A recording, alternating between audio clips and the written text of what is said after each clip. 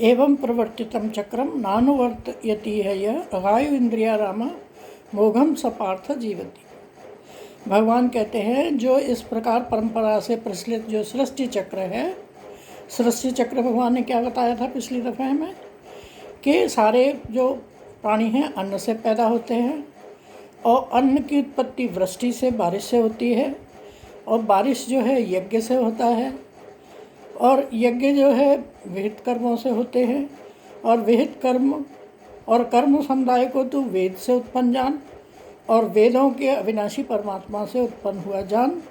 इस प्रकार जो यज्ञ में प्रतिष्ठित है परमात्मा, अक्षर जो परमात्मा है, परम अक्षर जो परमात्मा है, सर्वव्यापी जो परमात्मा है, वो यज्ञ में ही प्रतिष्ठित है।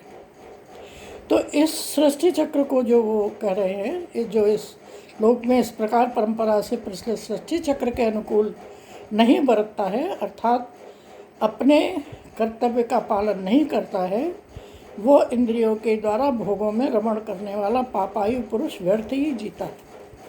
ऐसे आदमी को कोई जीने का अधिकार नहीं है, व्यर्थ ही जीता है। जो अपने आप पकाता है, अपने आप खाता है, अपने आप भोगों में ही रमण रहता है, वो पापी ही है। यस्त्वात्मरतिरेव स्यादमृत तृप्तस्य मानवः आत्मन्येव च संतुष्टः तस्य कार्यं न विद्यते। परंतु जो मनुष्य आत्मा में ही रमण करने वाला है, आत्मा में ही तृप्त है तथा आत्मा में ही संतुष्ट है, ऐसे मनुष्य के लिए कोई कर्तव्य नहीं। जो मनुष्य सदैव आत्मा में ही रमण कर रहा है, आत्मा से ही संतुष्ट है, आत्मा से ही तृप्त है, यस आत्मरतिरेव आत्मतृप्तस्य मानव, आत्मा में ही तृप्त है, आत्मन्येव च संतुष्ट है, आत्मा में ही संतुष्ट है, ऐसे आदमी कार्यम न विद्यते, ऐसे तत्स्य कार्यम न विद्यते, उसको कार्यम न विद्यते, उसको कोई कर्तव्य करना जरूरी नहीं है। नैव तस्य कृतेनार्थ न कृते नेह कश्चन न चास्य सर्वभूतेषु कश्चित् अर्थ विपाश्रय।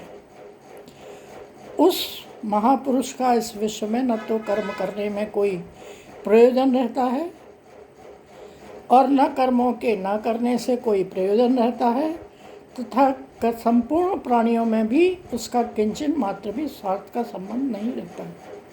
किसका? जो आत्मा से आत्मा में ही संतुष्ट रहता है, आत्मा में ही तृप्त रहता है, उसके लिए कोई कर्तव्य कर्म नहीं,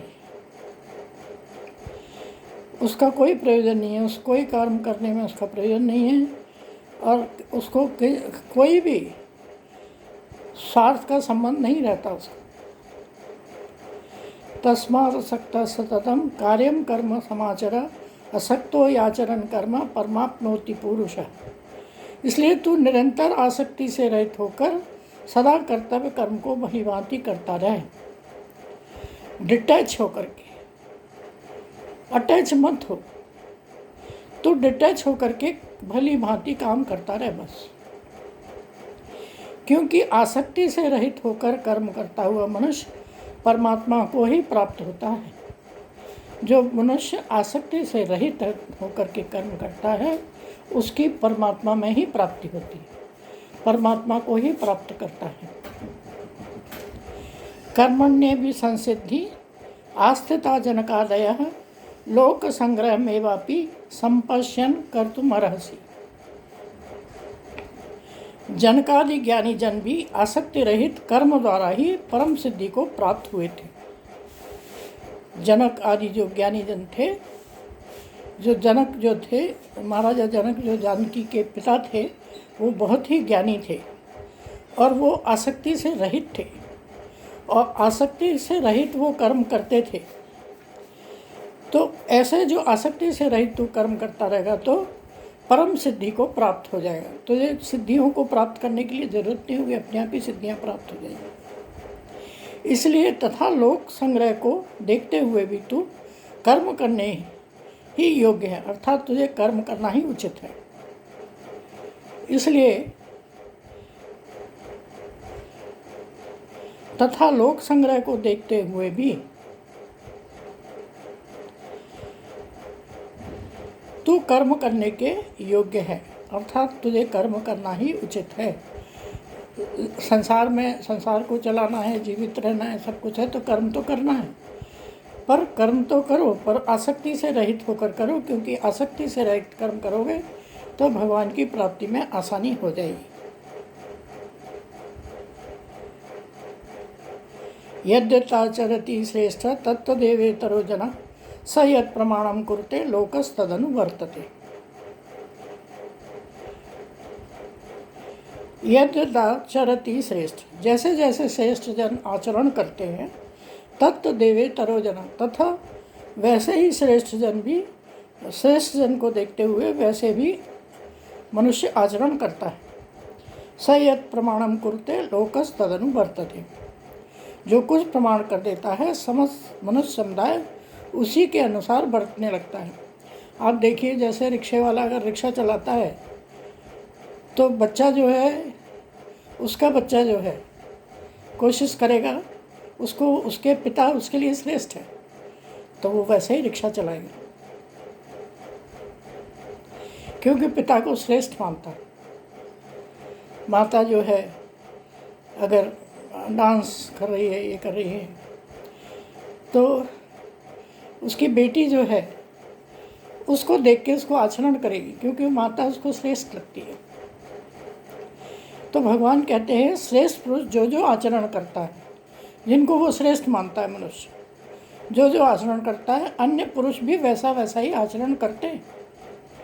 वह जो कुछ प्रमाण कर देता है, समस्त मनुष्य समुदाय उसी को के अनुसार बरतने लग जाता है। सारा मनुष्य समुदाय भी वैसे ही करने लग जाता है। इसलिए हमको ऐसा आचरण करना चाहिए ना। किसी को ज्ञान देना है तो ज्ञान के जरिए नहीं देना चाहिए, उसको प्रवचन के जरिए नहीं देना चाहिए, अपने आचरण के जरिए देना चाहिए। हमारा कैसा आचरण है, हमारा परिवार, हमारे बच्चे, हमारा जन्म मनुष्य समुदाय वैसा ही आचरण करता है जैसा देखता है। इसीलिए अच्छे काम करने से सभी पर प्रभाव पड़ता है और वो भी वैसा ही काम करते हैं। हरि ओम, जय श्री कृष्ण। ये हमने 21 श्लोक तक किया, इसके आगे अगली दफ़े करेंगे। हरि ओम।